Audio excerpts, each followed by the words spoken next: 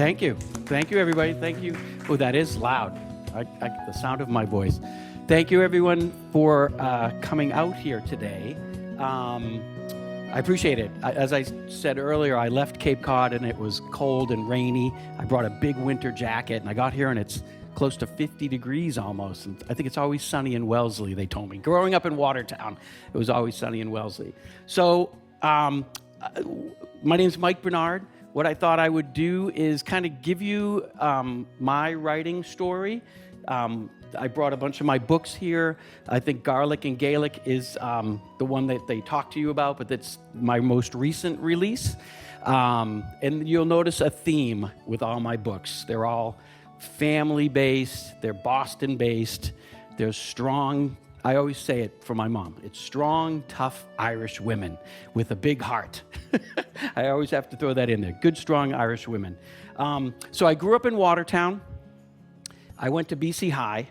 I think my parents wanted to get as much Catholic guilt in me as possible, so they shipped me off to Dorchester. I went to St. Luke's in Belmont for 1 year, and then they closed the Catholic schools, and my mother blames me for that. And I'm like, well, I wasn't that bad in first grade. But when I went to BC High, that's where I met all these friends of mine, my really close friends from Dorchester, South Boston, Charlestown, Quincy. But I was so envious of those neighborhoods, those double-decker houses, those triple-decker houses, where everybody knew everybody, right? It was the family lived on the first floor, the mother lived on the second floor, the grandmother lived on the third floor, closest to heaven. And when she passed, everybody moved up a notch. And it resonated with me. It was these sort of like the Good Will Hunting stories and Mystic River stories. So what happened was about 10 years ago, the way I like to describe it, is about 10 years ago when all my kids and all my money went off to college and the house was quiet. I had a good friend of mine from BC High who had directed films.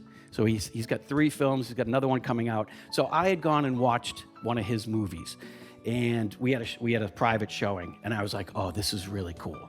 You know, all of a sudden the lights dimmed, and he leans forward and he goes, "Shh, guys, my movie is about to start." And I said, oh, I want that moment. So he gave me the bug. He was like, you can do it. You can create a story. I've always been able to tell stories. So I started by writing screenplays. And all these most of these had originally started as a screenplay. And a screenplay is a formula. It has to be, Hollywood is very regimented. So a screenplay has to be between 90 and 110 pages. This has to happen by page 10. This has to happen by page 20. It's very formulaic. But what that did is it gave me the bones of the story. So I wrote them as a screenplay. I knew what I wanted to have happen at the beginning. I knew where I wanted to take them, and I had an ending. And subsequently, I sold. It was funny, I ended up selling my first 2 screenplays. And my kids were like, oh, this is great. When are we going to Hollywood, Dad? And I'm like, don't butter your popcorn just yet. It's a long process. And my friend who had made movies was amazed. He's like, no one sells their first screenplay. But I just got lucky that, I pitched it and they liked the idea. But what happened was I wanted to continue writing, and I wanted the shackles off because screenplays were very formulaic. And once you sell your screenplay, you kind of give up your baby. So I don't know what's going to happen if it ever makes it to the big screen. There was a big screen. But I wanted to keep writing. And I'm sure all of you, yes. I went old school. I sent letters. Does anyone remember what a letter is? I'm sure you all know what I sent letters to Hollywood agents. And then I found a list and I got their emails, because emails were harder to obtain. So I had their addresses. And I sent what they call a log line and a synopsis. And a log line is a 1-sentence description of your whole story. So you've got 300 pages of story, and you got to break it down to 1 sentence. That is the hardest thing. That was harder than writing the book. So you send a log line, and you send a quick synopsis. This is it. and then you go really quickly, this is what the story is. Because what I realized is Hollywood has no patience or attention span. So they're like, no. They die yet? No. Are they in love yet? No. So my wife and I sat at our kitchen table. We licked envelopes. We probably sent out 1,000. And I got lucky. They liked, I hooked them with my first one, which was called Crossing the Sagamore. And I hooked them with this idea. It was kind of a road trip story. It was about 8 years ago when, what was the movie? It was really popular, but it was all these, exactly. And so they were into buying Boston ideas and Goodwill Hunting ideas. And so, anyway, I was like, what happened was that gave me the bug, like, oh my gosh, I can do this, which for better or worse. Now I'm in Wellesley. I'm giving a presentation at the Council on Aging. This is great. Have your dreams high. I love it. I absolutely love writing. So what I realized is once I sold these or optioned them, they can do with them whatever they want. And I wanted to take the shackles off. I wanted to develop the stories more. So I wanted to write the books. And so I'm sure as readers, what I learned in reading and in working with kind of the producers is the characters have to be interesting. Right? As a reader, it's like within the first 10 pages, I want to really like this character and root for them. I want them to fall in love, or I want to hate them, and I want them to die a fiery, ugly death really quickly. So I was struggling with ideas. I had my screenplays. I hadn't written books yet. And so I wanted to give you my inspiration for really the first book that I put out. So I was reading the Boston Globe, and I see this headline, and it says, Irishman dies from stubbornness and whiskey. And I go, I got my character. This is perfect. So I'll read you just some of the excerpts. And this is where I developed my first book, which was called A Fisherman's View. So Chris Connors died at age 67 after trying to box his bikini-clad hospice nurse just moments earlier. Ladies' man, game slayer, and outlaw, Connors told his last inappropriate joke on Friday, December 9th, 2016, that which cannot be printed here. Anyone else fighting ALS and stage 4 cancer would have gone quietly into the night, but Connors was stark naked, drinking champagne in a house full of friends and family as Al Green played from the speakers. Most people thought he was crazy for swimming in the ocean in January or for being a skinny Irish Golden Gloves boxer from Quincy, Massachusetts, and dressing up as a priest and then proceeding to get into a fight at a Jewish deli. I go, this is my guy. His intelligence, impish smile, love for the spoken word, irreverent sense of humor, and stunning blue eyes could make anyone fall in love with him. People knew that hanging out with him would end in a night in jail or a killer screwdriver hangover. Throughout his life, he was an accomplished hunter, a singer, and birth control device tester, with some notable failures. Caitlin, Chris, and Liam. Of all the people he touched, both willing and unwilling, his most proud achievement was marrying his wife, Emily. Absolute Vodka and Simply Orange Juice companies are devastated by the loss. In lieu of flowers, please pay someone's bar tab. So I read that, and I go, I've got my guy. I've got my character. Now, I'll go through each of the stories and kind of their inspirations, but there was always a theme of the Irish. I've got an Irish, my father's side is Irish. As I said, I went to BC High. All the guys I went to high school with, all their families are right off the boat. There's something about the toughness, the tough love, the passive-aggressive, the Catholicism. It's all, there's so many stories that are dug in there. So I took him and I put him into A Fisherman's View. And this was my first novel. And it's a story of family. It's a story of how you and your brothers and sisters or whoever you grew up with, you grew up in the same house, but you're so different. I have an older brother and an older sister. I'm the third in the baby. And we are so different from each other. But when it matters, we're family. You're just so close. So I made Chris Connors the patriarch. He's an impish Irish divil.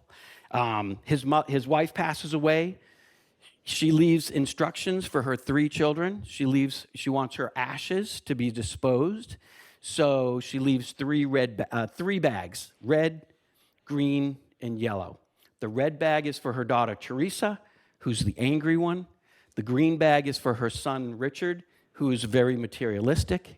And the yellow bag is for her daughter, Fiona, who's racked with anxieties and is very weak. So the kids are sitting there at the table. They've got the bags in front of them, and they're like, oh, great. Mom has us pegged. Even in death, she's annoying us. I'm angry. You're materialistic. I'm weak. Well, they're not. And the journey to dispose of the ashes and find out the real meaning of the colors and what their mother meant to them. And the whole time, their father is this rascal. It's a really nice little journey, really nice little story. And what's interesting, this is the only one that was written outside of Boston. I went to Bay Ridge, New York, which is in Brooklyn, which is a very Irish town. The reason I went there, is anyone familiar with the Verrazano Bridge? So the Verrazano Bridge goes from Brooklyn to Staten Island. It's huge. It's like a dinosaur. So I have 3 kids. So my oldest, Lindsay, at the time, we were out in New York. We're having Thanksgiving with my wife's family. She calls, Dad, I can't do it. I can't drive over the bridge. She was in Philadelphia, supposed to come over. So I turned to her boyfriend, now husband. I go, Ryan, we got to go get Lindsay. He's like, all right. So we get in the car. We drive over the Verrazano Bridge, get to the other side. I find Lindsay. She's in a little park in Staten Island. She's lying on the ground, meditating, kind of breathing. So I lie down next to her, and she looks at me, she's like, Dad, I'm sorry, I couldn't do it. I mean, look at that thing, it's huge. I go, absolutely, Lindsay, I totally understand, but you're gonna be in the book. She's like, oh, I thought I was out. So that's why I was based at the Verrazano Bridge plays a very big part in this. And what's interesting is, and I'll tell you people, if you ever see me anywhere, I tell this to my kids, they're all in it, I tell this to my friends, anything you tell me may end up in a movie, may and will end up in a book. So I'll write about my family, and my sister calls, and she's like, I can't believe you put that in there. Like, well, Linda, I'm the youngest of the family. I'm the one that sat at the top of the stairs and listened.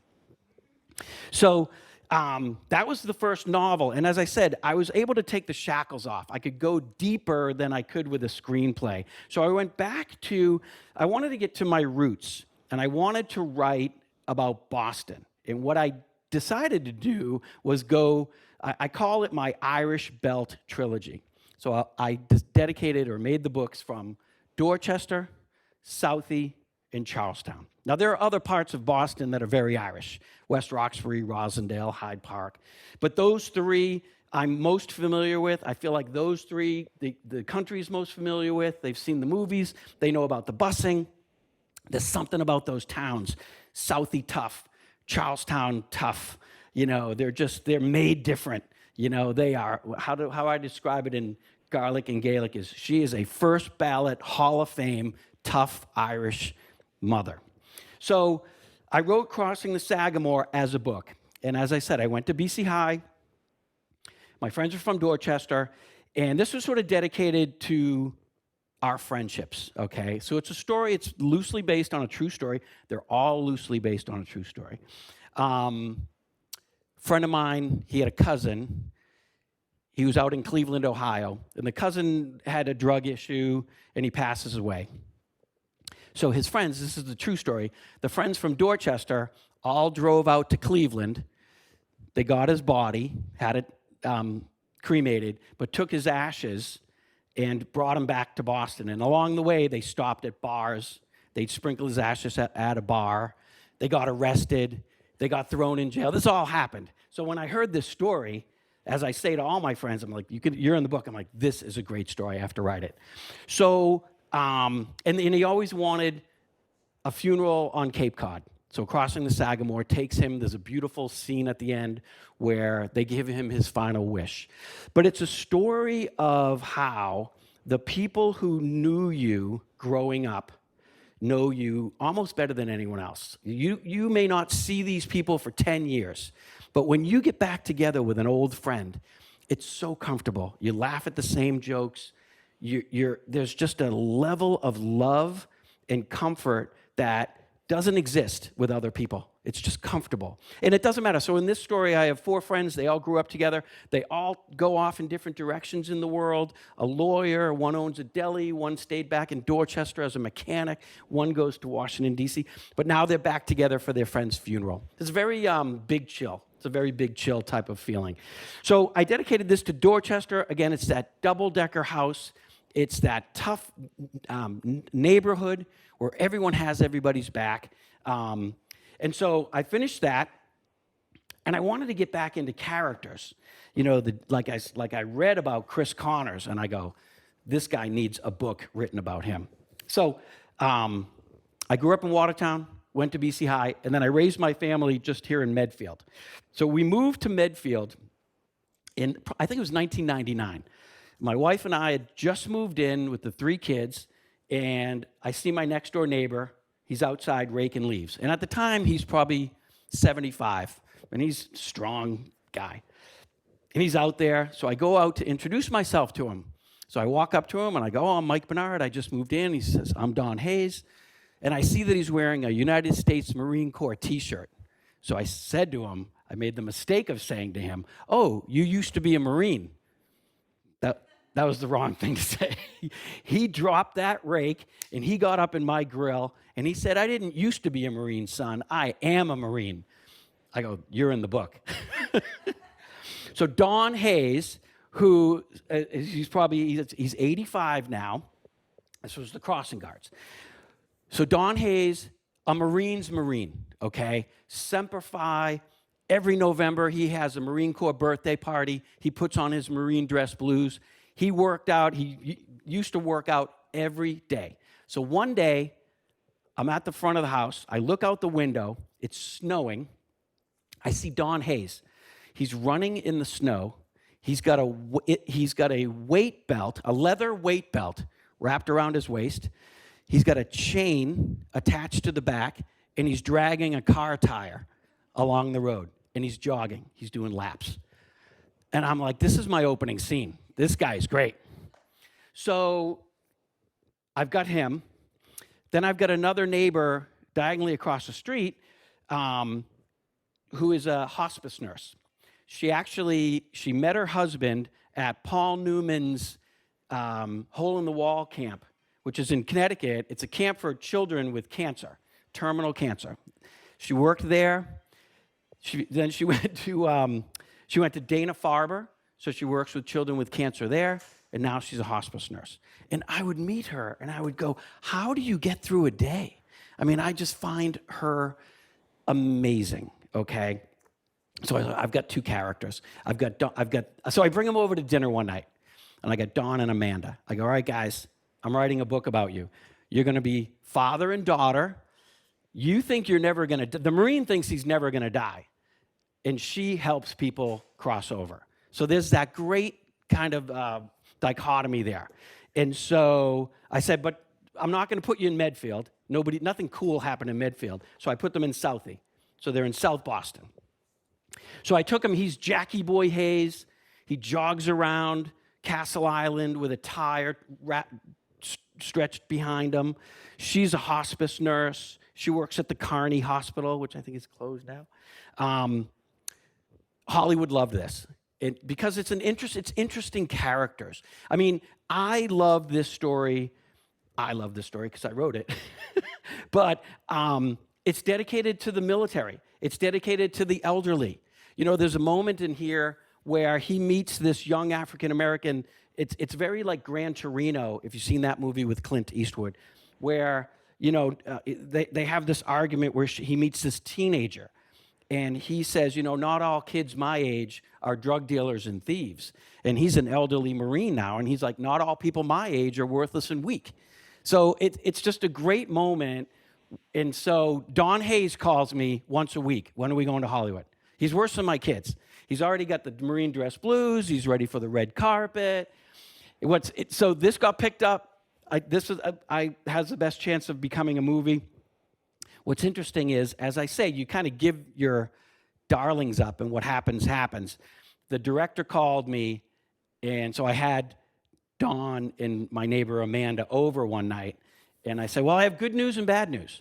I go, the good news is they're making a movie. And I look at Amanda, and I go, the bad news is you're going to have a real drinking problem in this movie. And she's like, of course I'm going to have a drinking problem. How couldn't I? So it was all about like making the characters, what's their weakness? What's their, there's a reason he's pulling the tire. There's a reason she doesn't want anyone to ever die alone. So, and again, I put it in Southie. I made her Southie tough. I made them Irish. I made them a close-knit community, and all the patients that she goes to visit offer sage advice on living and dying. So Hollywood picked it up. My kids are like, let's go. I'm like, we're not going yet, guys. Everybody settle down. So I had done Dorchester. I had done Southie. And it's funny, when I'm done, when I write a book, I'm fully immersed. It takes me about a year. And I live with these characters for so long. And then when I'm done, I'm like, I say to myself, I got nothing. Like, I got no ideas. So I had finished Crossing Guard, and then I wrote, my son is a musician. He works in advertising, but he's a musician, but he's been really open and honest. He's struggled with mental health. He's struggled with anxiety and OCD, which all these kids struggle with anxiety. Mental health is such a huge topic and issue right now. And he's very brave about talking about it. So I went to him one day, I go, Tim, I'm going to write your story. He's like, oh, really, Dad? I said, yeah, but I'll name the character Tim Devlin. They'll never know. He's like, all right, Dad. So I wrote his story, and it's really a story. It's a young adult book, really, but it's about a father and son's relationship, how they struggle with mental health, how they communicate about mental health, how he used music to help him kind of quiet his brain. And this was really nice.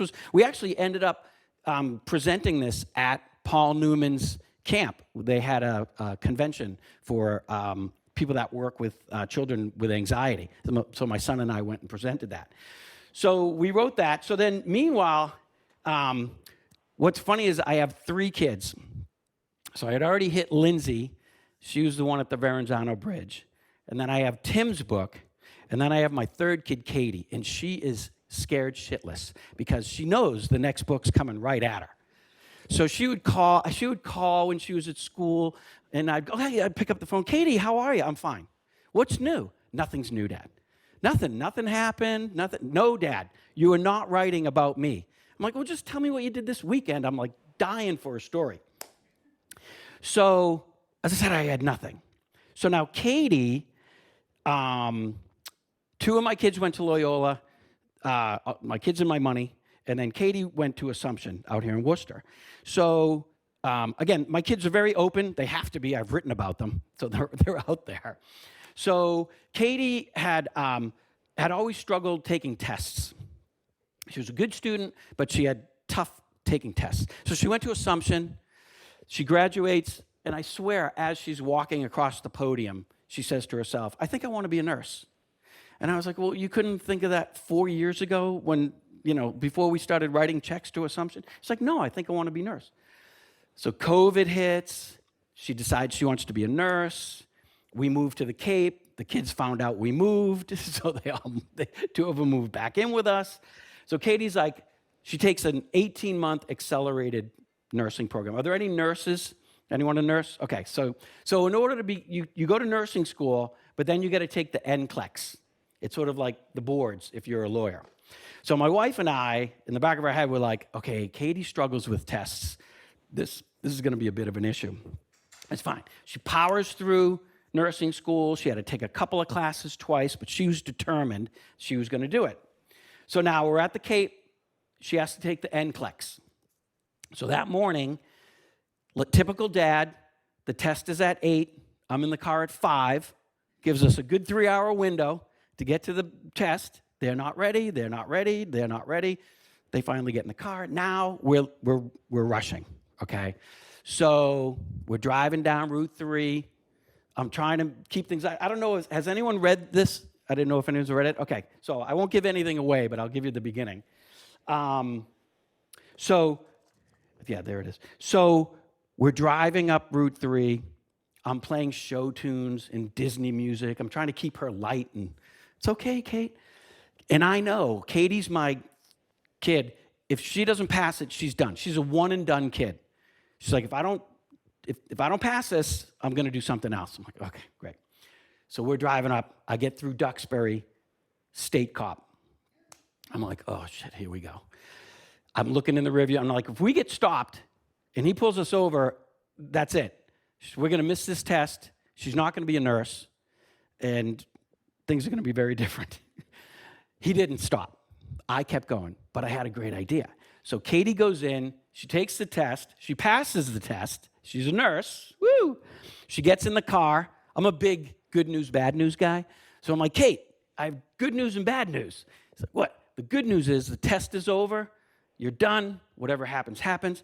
The bad news is I have a great idea for my next book, and it's coming right at you between the eyes. It's like, oh, Dad.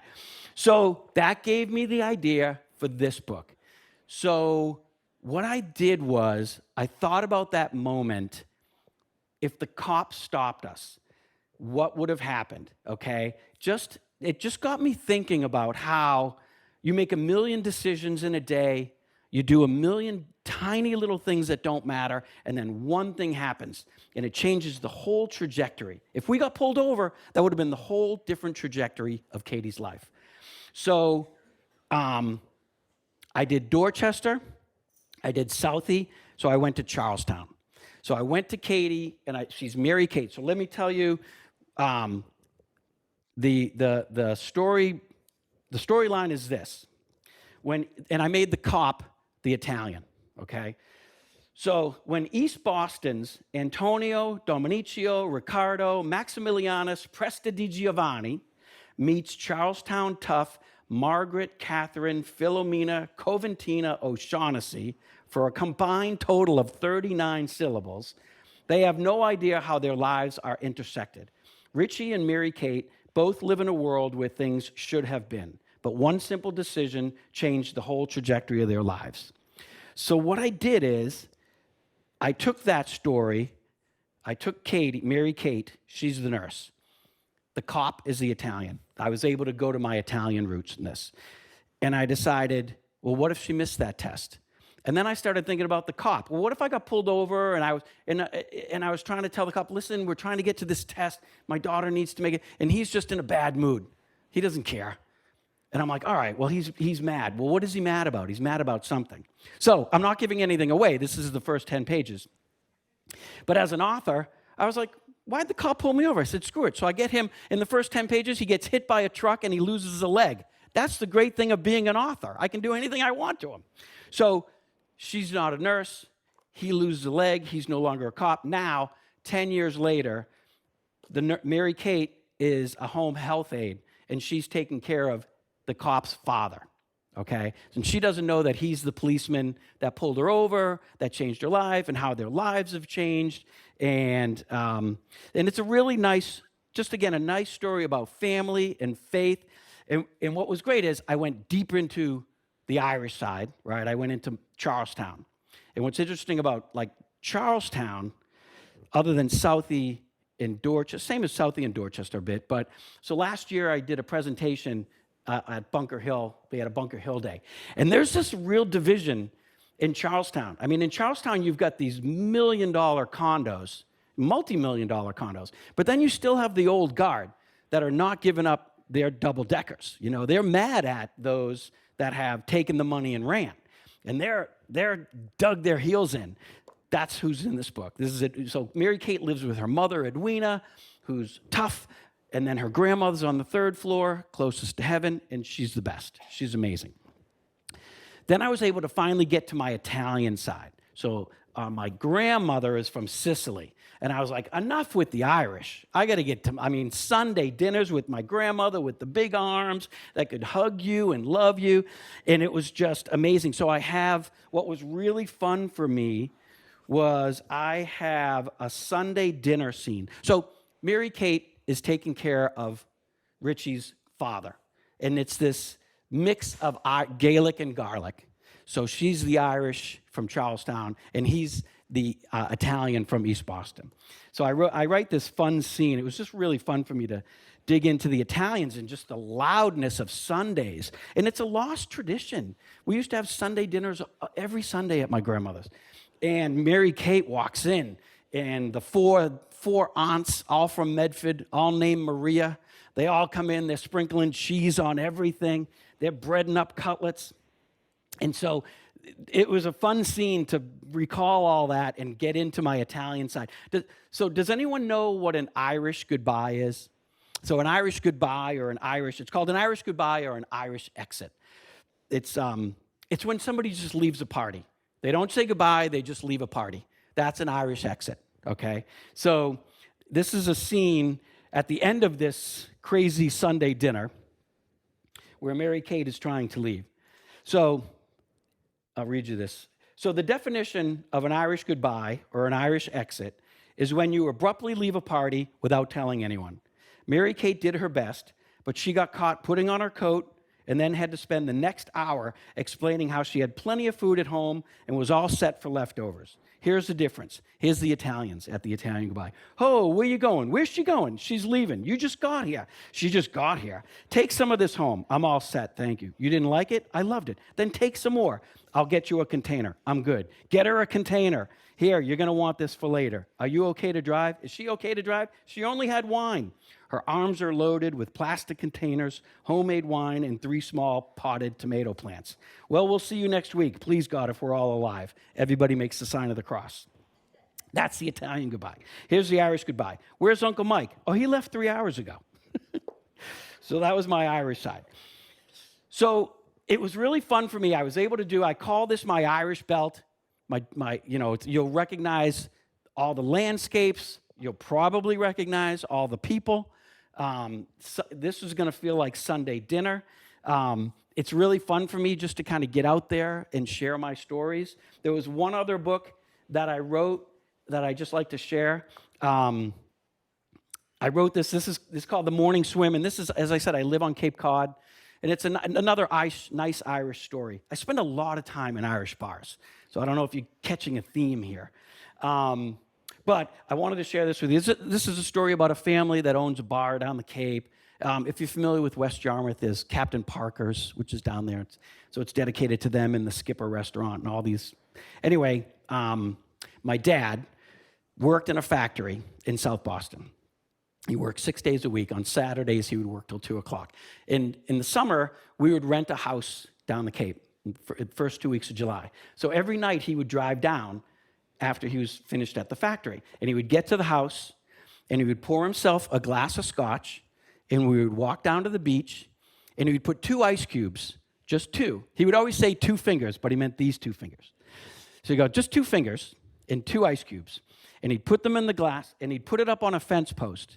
And then he'd go for a swim, and he would do 3 laps, 1, 2, 3. And then when he came out, he would say, now the scotch is perfect to drink. That was his routine every night.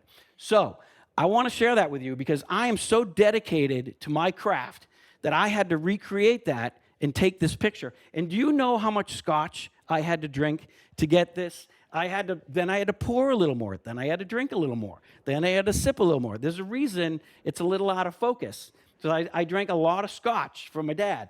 But the sun was just setting, and I poured a little more scotch, and I let the ice melt a little bit. So it was fun. So thank you. Those are my stories.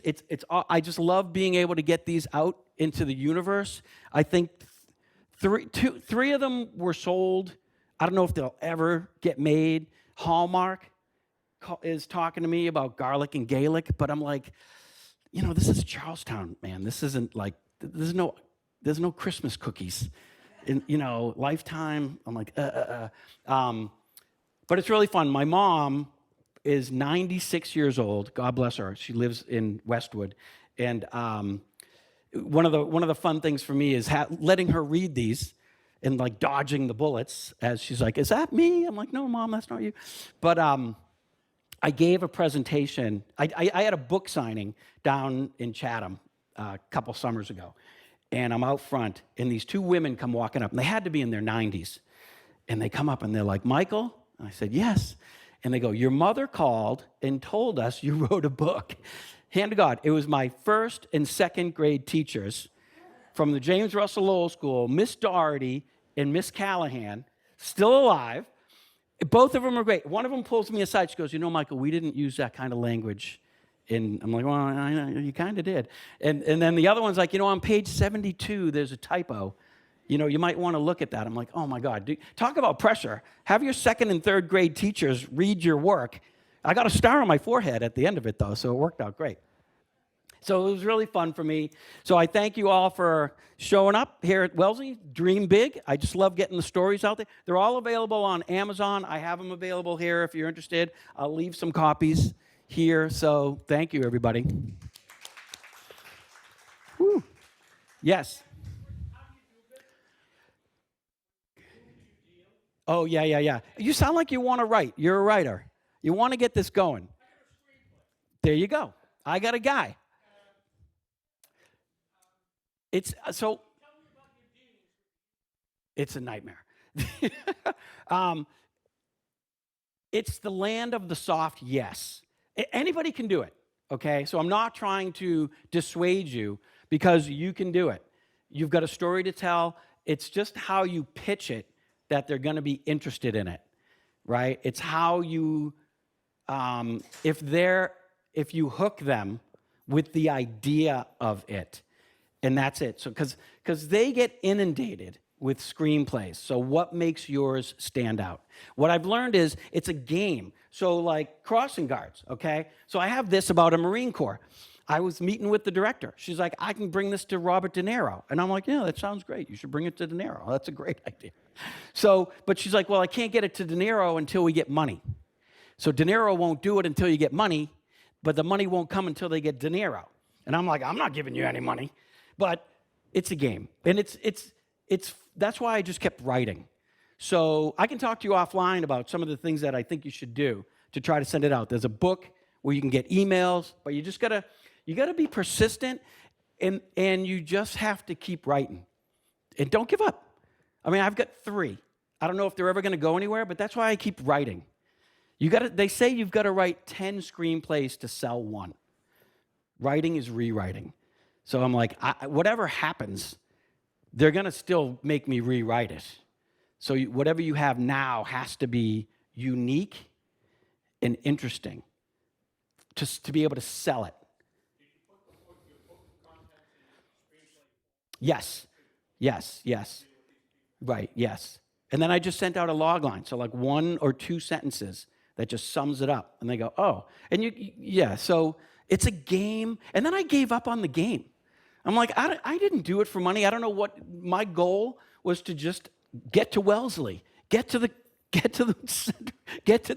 presentations. No, my goal was just to get books out. So like at Christmas, everybody's getting books. They're like, I already read that, Uncle Mike. Yeah, you should have it again. Give it to your friends. They're just giving them out.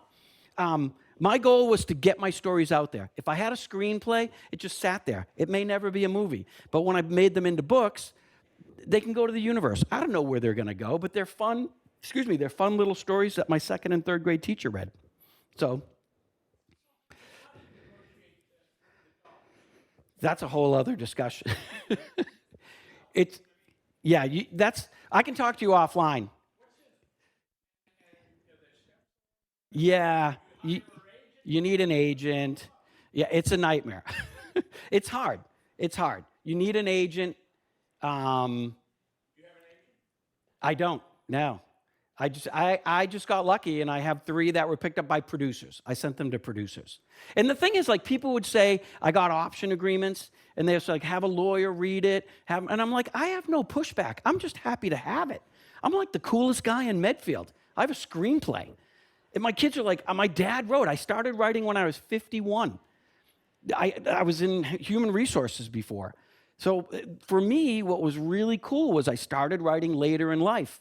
And I would say to my kids, guys, you can do anything you want. Like, I just started doing this. And so I didn't want to do it for money.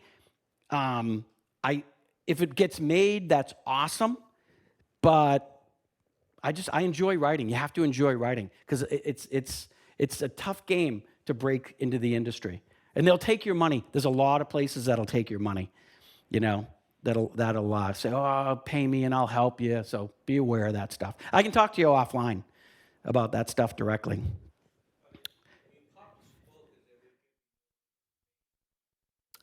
Yes, yeah, you get a percentage. So my publisher is a company called Library Tales Publishing, which I started off with Amazon. I just self-published because, again, I just wanted to get them out. I didn't want to go through the rejection. And so, and they're a division of Simon and Schuster. So for me, it just gets it to a wider audience. So they get a percentage. Amazon, if you're a writer, you can self-publish these days. You can do anything you want. You can self-publish for free. They take a 60% and you take 40, and that's not a bad gig. I mean, you're not going to get rich doing it, but you're going to get your stories out there. And Amazon is an easy way to get it out on the internet. And there was a woman, Lisa Genova, wrote Still Alice and a couple others, Finding the O'Briens. Anyway, she's a very famous author. And she did what I did. She wrote books. She had them in the trunk of her car. She would leave them, so like Crossing Guard. I have a bunch of them in the car. If I see a car with a Marine Corps sticker or a service, any type of military, I leave a book on the car. Or if I see an Irish flag, I'll leave it. It's like guerrilla marketing, just leaving them out there. So it's a nice way. And she did that. And then Beverly Beckham, who's a writer for the Globe, read her book and then got her a publishing deal. It's all kind of backwards now.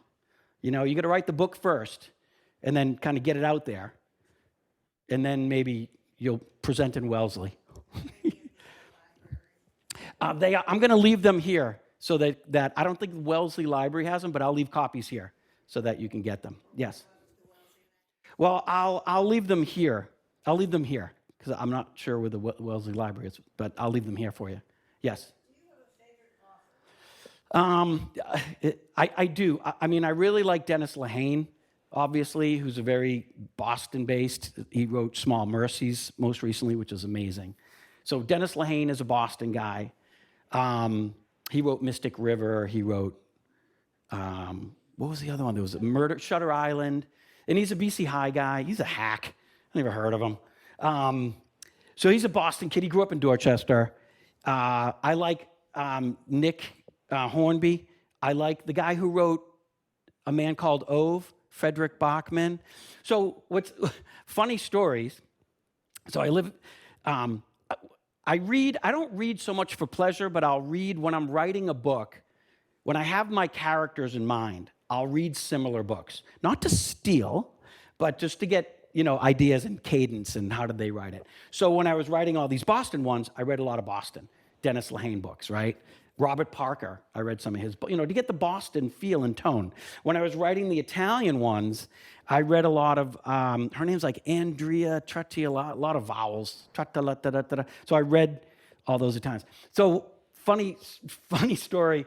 So when I was writing my son's book, it's about mental health. And I live right up the street from the library in West Yarmouth. So I would go to the library and I would get all these books at a time. When I was writing The Morning Swim, it's very summary. So I read a lot of Ellen Hildebrand. And I was like, oh, God, I can't. I mean, I'm walking out with like 12 Ellen Hildebrand books. I'm like, oh, my God. It was just so much sweetness and saccharin. She's great. But, I mean, I'm like, I know it. Oh, okay, she's pregnant again. So I would go to the library and I would get books similar. So when I'm writing Tim's book, which was I emptied the tank on mental health. It's a fictional story, but I have this character. He's suffering with anxiety. He goes to a therapist who desperately needs therapy, okay? She's an alcoholic. She works at Med State. No, not Med State. The one in Belmont. McLean's. My daughter worked at McLean's. So I emptied the tank. So I go to the library, and I go up, and I'm like, I'm taking out all these books on suicide, depression, anxiety, alcoholism. And the librarian pulls me aside. She's like, are you okay? Is everything all right? Do you want to talk to me about anything? I'm like, don't worry. No, I'm doing research. Then next April, I have a book coming out, which is a young adult book. So it's for teenagers, and it's a high school story where they fall in love. So I go to the library, and I'm like, do you have any books on young girls, like high school girls predominantly? And they're like, dude, you've got some issues. I'm like, no, it's research. Really, it's research. That'll come out next year. I don't. I should. They say I should. Thank you. But I haven't yet. I haven't yet. So. I know. It's on Kindle, and I think you can make the font bigger on Kindle. But I haven't. I probably will. I guess I'd have to do it, right? You want to listen to me talk all day? I know. I'd have to pay someone to do it. So I don't have it. There is Garlic and Gaelic. You can listen to it on Kindle because it's my most recent, and they had the ability to do it now. And I needed to put a table of contents at the front. And in Kindle, when you have a table of contents, then they can read it because it breaks the chapters up a little bit. So that's on there. So, yes, thank you. Thank you, everyone. Help yourself to your garlic and potato, and I'll get you your elastic back. Thank you, Wellesley.